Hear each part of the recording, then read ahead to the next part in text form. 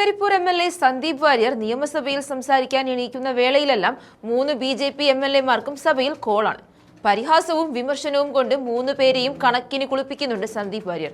16ാം നിയമസഭ സമ്മേളിച്ച വേളയിൽ തന്നെ BJP സംസ്ഥാന പ്രസിഡന്റും MLA-യുമായ രാജീവ് ചന്ദ്രശേഖറിനെ പറപ്പിച്ച സന്ദീപ് വാര്യരുടെ വാക്കുകൾ വൈറലായിരുന്നു. നിങ്ങൾ എവിടത്തെ പ്രസിഡന്റ് ആണെന്ന് ചോദിച്ചായിരുന്നു അന്ന് രാജീവ് ചന്ദ്രശേഖറിനെ സന്ദീപ് വാര്യർ തിരിച്ചോടിച്ചത്.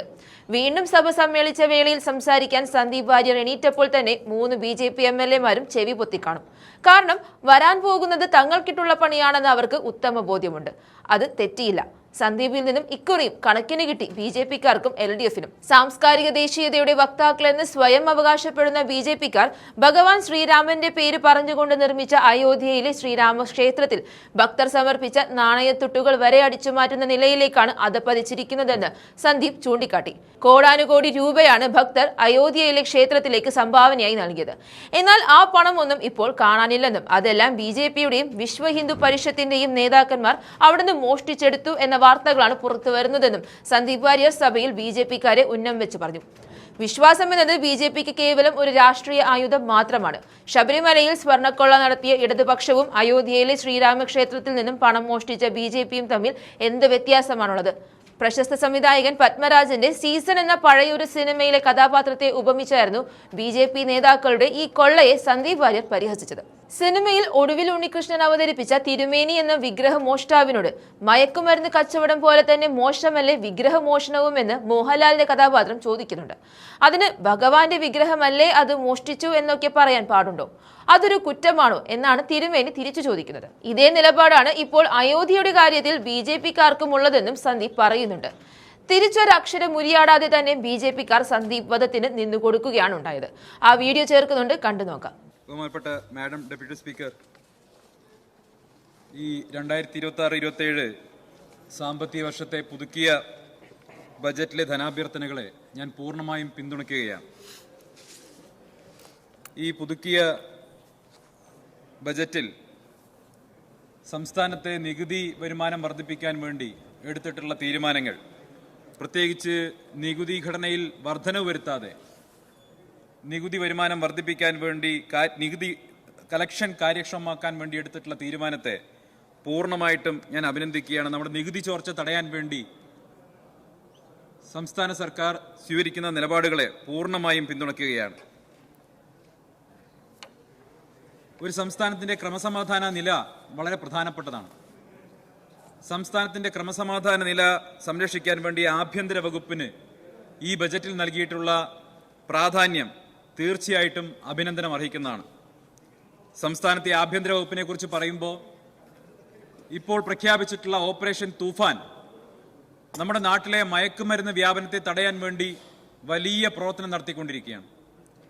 സംസ്ഥാനത്തെമ്പാടും ആഭ്യന്തര വകുപ്പ്, ബഹുമാനപ്പെട്ട ആഭ്യന്തര മന്ത്രി ശ്രീ രമേശ് ചെന്നിത്തല നേതൃത്വത്തിൽ നടക്കുന്ന ഓപ്പറേഷൻ തൂഫാൻ പദ്ധതി പ്രകാരം നിരവധിയായിട്ടുള്ള മയക്കുമരുന്ന് വേട്ടകൾ നടക്കുന്നു, ലഹരി മരുന്ന് വേട്ടകൾ നടക്കുന്നു. ഓരോ പ്രദേശത്തും നമ്മളത് കണ്ടുകൊണ്ടിരിക്കുകയാണ്. പൊതുജനങ്ങൾ വലിയ തോതിൽ ഈ ഓപ്പറേഷൻ തൂഫാനെ സ്വാഗതം ചെയ്തിട്ടുണ്ട്. എങ്കിൽ പോലും ബഹുമാനപ്പെട്ട ആഭ്യന്തര മന്ത്രിയോട് ഒരു അഭ്യർത്ഥനയുള്ളത്, ഈ മയക്കുമരുന്ന് ശൃംഖലയുടെ തലപ്പത്തിരിക്കുന്നവർ മിക്കവരും തൊട്ടടുത്ത അയൽ സംസ്ഥാനങ്ങളിൽ ഇരുന്നു കൊണ്ടാണ് ഈ മയക്കുമരുന്ന് ശൃംഖലയെ നിയന്ത്രിക്കുന്നത്. അതുകൊണ്ട് ദക്ഷിണേന്ത്യൻ സംസ്ഥാനങ്ങളിലെ മുഴുവൻ ആഭ്യന്തരമന്ത്രിമാരെയും യോജിപ്പിച്ചുകൊണ്ട് ഓപ്പറേഷൻ തൂഫാൻ ദക്ഷിണേന്ത്യയിൽ മുഴുവൻ വ്യാപിപ്പിക്കാനുള്ള ഒരു പരിശ്രമവും ഒരു ജോയിന്റ് ടാസ്ക് ഫോഴ്സും രൂപീകരിക്കാൻ ബഹുമാനപ്പെട്ട ആഭ്യന്തരമന്ത്രി നേതൃത്വം നൽകണമെന്ന് ഞാൻ അദ്ദേഹത്തോട് അഭ്യർത്ഥിക്കാൻ ആഗ്രഹിക്കുകയാണ്. ദക്ഷിണേന്ത്യൻ സംസ്ഥാനങ്ങൾ മാത്രമല്ല, ഒഡീഷയെ കൂടി ഇതിൽ ഉൾപ്പെടുത്തേണ്ടതാണ്. കാരണം ഒഡീഷയുടെയും തെലങ്കാനയുടെയും ഒക്കെ അതിർത്തിയിൽ നിന്നാണ് വലിയ തോതിൽ മയക്കുമരുന്ന് ഇങ്ങോട്ട് വരുന്നത്.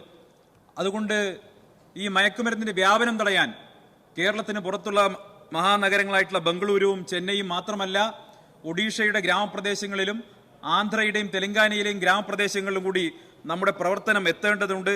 അതിനൊരു ജോയിന്റ് ടാസ്ക് ഫോഴ്സ് ഈ സംസ്ഥാനങ്ങളിലെ ആഭ്യന്തരമന്ത്രിമാരുമായി സംസാരിച്ച് രൂപീകരിക്കണമെന്ന് ഞാൻ ബഹുമാനപ്പെട്ട ആഭ്യന്തരമന്ത്രിയോട് അഭ്യർത്ഥിക്കാൻ ആഗ്രഹിക്കുകയാണ്. മാഡം ഡെപ്യൂട്ടി സ്പീക്കർ, കഴിഞ്ഞ ദിവസം കാഞ്ഞങ്ങാട് അവിടെ പോലീസ് പരിശോധനയ്ക്കിടെ അവിചാരിതമായിട്ടുണ്ടായ ഒരു അപകടത്തിൽ അവിടുത്തെ 2 പോലീസുകാർക്ക് ഗുരുതരമായി പരിക്കേൽക്കുകയുണ്ടായി, വാഹനമിടിച്ച് പരിക്കേൽക്കുകയുണ്ടായി. അവിടെ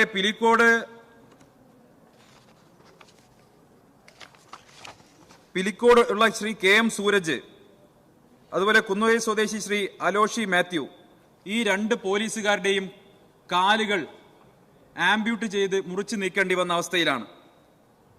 അതിൽ ഈ 2 പേരും വളരെ സ്മാർട്ടായിട്ടുള്ള എനർജറ്റിക് ആയിട്ടുള്ള ചെറുപ്പക്കാരായിട്ടുള്ള 2 പോലീസുകാരാണ്. അവരുടെ ചികിത്സാ ചെലവുകൾ പൂർണ്ണമായിട്ടും സംസ്ഥാന സർക്കാർ നിർവഹിക്കണം എന്ന് ഞാൻ ബഹുമാനപ്പെട്ട ആഭ്യന്തരമന്ത്രിയോട് അഭ്യർത്ഥിക്കുകയാണ്. അതോടൊപ്പം ഇവർക്ക് പ്രഖ്യാപിച്ചിട്ടുള്ള സഹായധനം അത് പര്യാപ്തമല്ല, അത് വർദ്ധിപ്പിച്ച് 25 ലക്ഷം രൂപയെങ്കിലും സഹായധനം അവർക്ക് നൽകണം എന്നുകൂടി ബഹുമാനപ്പെട്ട ആഭ്യന്തരമന്ത്രിയോട് അഭ്യർത്ഥിക്കാൻ ഞാൻ ആഗ്രഹിക്കുകയാണ്. അതോടൊപ്പം തന്നെ വെള്ളരിക്കുണ്ട് പോലീസ് സ്റ്റേഷനിലെ പോലീസ് ജീപ്പ് പിടിച്ച് രാജു എന്ന് പറയുന്ന ഒരു തെങ്ങുകയറ്റ തൊഴിലാളിയുടെ മരണം സംഭവിച്ചിരുന്നു.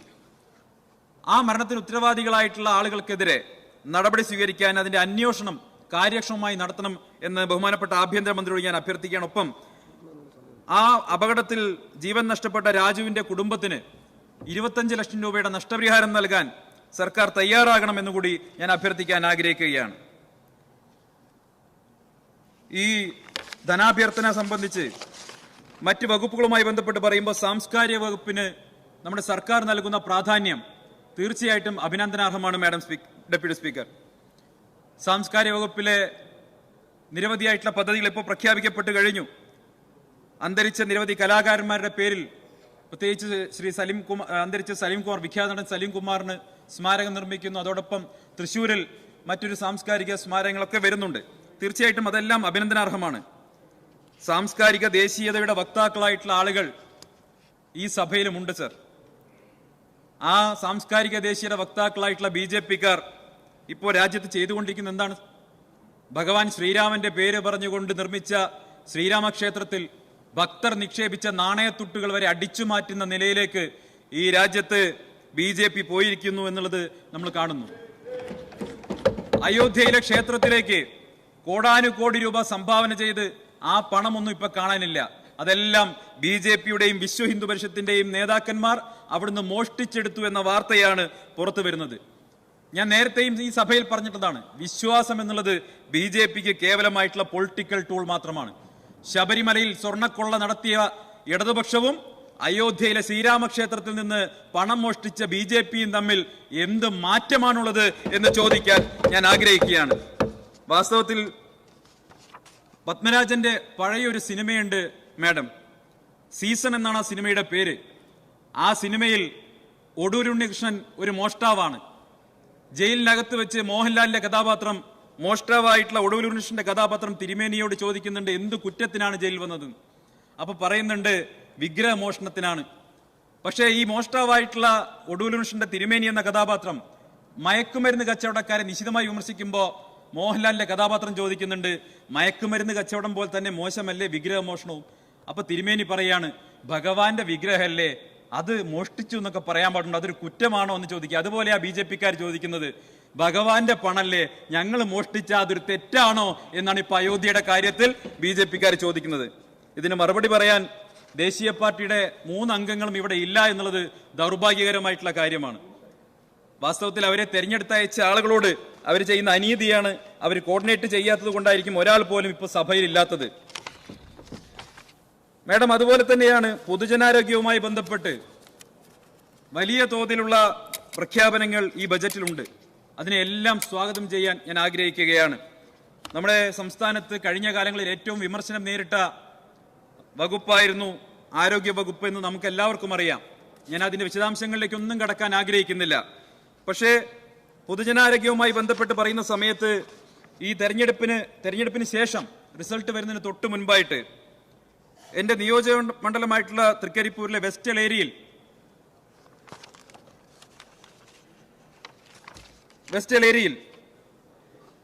ഒരു പെൺകുട്ടി, എളേരിത്തട്ട് എന്ന് പറയുന്ന ഗ്രാമത്തിൽ 4 വയസ്സുള്ള ഒരു കുട്ടി പാമ്പ് കടിയേറ്റു. തൊട്ടടുത്ത വീട്ടിൽ കളിച്ചുകൊണ്ടിരിക്കുമ്പോൾ പാമ്പ് കടിയേറ്റു. ഈ 4 വയസ്സുള്ള പെൺകുട്ടിയെയും എടുത്തുകൊണ്ട് ആ പെൺകുട്ടിയുടെ രക്ഷിതാക്കൾ തൊട്ടടുത്തുള്ള പല ആശുപത്രികളിലും പോയി. എല്ലാ ആശുപത്രികളിലും ആന്റിവെനം ഉണ്ട്. പക്ഷേ ആന്റിവെനം കൊടുക്കണമെങ്കിൽ അവിടെ ഒരു ഫിസീഷ്യൻ വേണം. ആ ഫിസീഷ്യൻ ഉണ്ടെങ്കിൽ മാത്രമേ അവർ ആന്റിവെനം കൊടുക്കാൻ തയ്യാറാവൂ. കാരണം ഏതെങ്കിലും തരത്തിലുള്ള റിയാക്ഷൻ ഉണ്ടെങ്കിൽ അതിനെ പ്രതിരോധിക്കാൻ അതുമായി ബന്ധപ്പെട്ട ഡോക്ടർ വേണം. പക്ഷേ ദൗർഭാഗ്യവശാൽ ഈ ഡോക്ടറുടെ സേവനം ലഭ്യമല്ലാത്തതുകൊണ്ട് ഈ 4 വയസ്സുള്ള കുട്ടിക്ക് വിഷത്തിനുള്ള ചികിത്സ മരുന്ന് ലഭ്യമായിട്ട് പോലും അത് കുത്തിവെക്കാൻ കഴിഞ്ഞില്ല. തങ്ങളുടെ കൈകളിൽ കിടന്നിട്ട് ആ കുഞ്ഞ് മരിക്കേണ്ടി വന്നത് കാണേണ്ടി വന്നിട്ടുള്ള ഹതഭാഗ്യരായിട്ടുള്ള ആ രക്ഷിതാക്കളെ ഞാൻ കണ്ടു.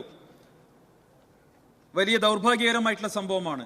നമ്മുടെ കാസർഗോഡ് ജില്ല ആരോഗ്യ മേഖലയിൽ പ്രത്യേകിച്ച് സർക്കാർ ആശുപത്രികളുടെ കാര്യത്തിലൊക്കെ വലിയ പിന്നോക്കം നിൽക്കുകയാണ്. അവിടെ ആവശ്യത്തിന് ജീവനക്കാരില്ലാത്ത വല്ലാത്ത പ്രയാസവും പ്രശ്നങ്ങളുമുണ്ട്. അതോടൊപ്പം തന്നെ ഞാൻ അഭ്യർത്ഥിക്കുന്നത് കേന്ദ്ര സർക്കാർ പ്രഖ്യാപിക്കുമെന്ന് പറയുന്ന എയിംസ്, അതിന് ആവശ്യമുള്ള സ്ഥലം ആവശ്യമുണ്ടെന്ന് അവർ പറയുന്നു. കാസർഗോഡ് ജില്ലയിൽ ആവശ്യത്തിന് സ്ഥലമുണ്ട്. പ്രത്യേകിച്ച് എൻ്റെ നിയോജകമണ്ഡലമായിട്ടുള്ള തൃക്കരിപ്പൂരിൽ ഒരു എയിംസ് സ്ഥാപിക്കാൻ ആവശ്യത്തിന് സ്ഥലം അവിടെ ലഭ്യമാണ്, സർക്കാരിന് ലഭ്യമാണ്. ഈ എൻഡോസൾഫാൻ ഉൾപ്പെടെയുള്ള വിഷയങ്ങളിൽ പ്രയാസം അനുഭവിക്കുന്ന ഒട്ടേറെ ആളുകൾ ഉള്ള ജില്ല എന്നുള്ള നിലയ്ക്കും ആരോഗ്യ മേഖലയിൽ വലിയ പ്രയാസമുള്ള ജില്ല എന്നുള്ള നിലയ്ക്കും തൃക്കരിപ്പൂരിലെ സ്ഥലങ്ങളെ ഈ എയിംസുമായി ബന്ധപ്പെട്ട പ്രപ്പോസലിൽ പരിഗണിക്കണമെന്ന് ബഹുമാനപ്പെട്ട ആരോഗ്യമന്ത്രിയോട് അഭ്യർത്ഥിക്കാൻ ഞാൻ ആഗ്രഹിക്കുകയാണ്. ഒന്ന് രണ്ട് കാര്യം കൂടി പറയാനുണ്ട്. ഇവിടെ സഹകരണ വകുപ്പ് നടപ്പാക്കുന്ന ആശ്വാസ് പദ്ധതി, അതിന് ഞാൻ തീർച്ചയായിട്ടും ബഹുമാനപ്പെട്ട സഹകരണ വകുപ്പ് മന്ത്രിയെ അഭിനന്ദിക്കാൻ ആഗ്രഹിക്കുകയാണ്. ഒട്ടേറെ ഈ വായ്പ എടുത്ത് NPA ആയതിന്റെ പേരിൽ പ്രയാസപ്പെടുന്ന ഒട്ടേറെ പേർക്ക് വലിയ ആശ്വാസമായിട്ട് ഇത് മാറുകയാണ്. അതിലുപരിയായിട്ട് ഞങ്ങൾ നിയമസഭാംഗങ്ങൾക്കും വലിയ ആശ്വാസമായിട്ട് ഇത് മാറിയിട്ടുണ്ട്. കാരണം അവരെല്ലാവരും പ്രശ്നത്തിന് വേണ്ടി ഈ വായ്പ അടയ്ക്കാൻ പറ്റാതെ പ്രയാസപ്പെട്ട ആളുകൾ മുന്നോട്ട് വരുമ്പോൾ ഈ പുതിയ പദ്ധതി MLA മാർക്കും വലിയ തോതിൽ ആശ്വാസമാണ് എന്ന് പറയാതെ വയ്യ. ഒപ്പം വ്യവസായ മന്ത്രി ബഹുമാനപ്പെട്ട കുഞ്ഞാലിക്കുട്ടി സാഹിബിനെ അഭിനന്ദിക്കാൻ കൂടി ഞാൻ ആഗ്രഹിക്കുകയാണ്. എന്റെ നിയോജകമണ്ഡലമായ തൃക്കരിപ്പൂരിൽ മാഡം 10 വർഷമായിട്ട് അതിന് മുൻപ് തറക്കല്ലിട്ട 100 ഏക്കർ ഭൂമി അക്വയർ ചെയ്ത് തറക്കല്ലിട്ട അവിടുത്തെ വ്യവസായ പാർക്ക് അവിടെ യാഥാർത്ഥ്യമായിരുന്നില്ല. അവിടെ ഞാൻ പ്രപ്പോസ് ചെയ്തിട്ടുള്ള logistical cum hitech vertical industrial പാർക്കിന് അനുമതി നൽകാൻ വേണ്ടി തീരുമാനിച്ച സംസ്ഥാന സർക്കാരിനെ ബഹുമാനപ്പെട്ട മുഖ്യമന്ത്രിയെയും ബഹുമാനപ്പെട്ട വ്യവസായ മന്ത്രിയെയും അഭിനന്ദിക്കാൻ ഞാൻ ഈ അവസരം ഉപയോഗിക്കുകയാണ്. ഒറ്റ കാര്യം, അവിടെ ചില ആളുകൾ ചോദിക്കുന്നുണ്ട്, ടോക്കൺ എമൗണ്ട് അല്ലേ ഉള്ളൂ എന്ന് ചോദിക്കുന്നുണ്ട്. ലോജിസ്റ്റിക്കൽ പാർക്ക് എന്താണ്, അതുപോലെ വെർട്ടിക്കൽ ഇൻഡസ്ട്രിയൽ പാർക്ക് എന്താണെന്ന് അറിയാത്തവരാണ് ചോദിക്കുന്നത്. ലോജിസ്റ്റിക്കൽ പാർക്ക് വരുന്ന സമയത്ത് അവിടെ ഇൻവെസ്റ്റ്മെന്റ് എങ്ങനെ വരുമെന്നും ആ ഇൻവെസ്റ്റ്മെന്റ് ഉപയോഗിച്ചുകൊണ്ട് എങ്ങനെ ഇൻഡസ്ട്രിയൽ പാർക്ക് നടപ്പാക്കാൻ കഴിയുമെന്ന് അറിയാതെ, PPP മോഡൽ എന്താണെന്ന് അറിയാതെയുള്ള ആളുകൾ അത്തരം ചോദ്യങ്ങൾ ചോദിക്കുകയാണ്. 100 രൂപയുടെ ടോക്കണ് കളിയാക്കുന്ന ആളുകൾ അവരുടെ ബജറ്റ് എടുത്ത് പരിശോധിച്ചാൽ, അവരുടെ സർക്കാരിന്റെ ബജറ്റ് എടുത്ത് പരിശോധിച്ചാൽ മുഴുവനും കാണുന്ന അത്തരം പദ്ധതികളായിരിക്കുമെന്ന് മാത്രം സൂചിപ്പിക്കാൻ ആഗ്രഹിച്ചുകൊണ്ട് ഈ ബജറ്റിനെയും ഈ ബജറ്റുമായി ബന്ധപ്പെട്ട ധനാഭ്യർത്ഥനകളെയും പിന്തുണച്ചുകൊണ്ട് ഞാൻ എന്റെ വാക്കുകൾ അവസാനിപ്പിക്കുന്നു.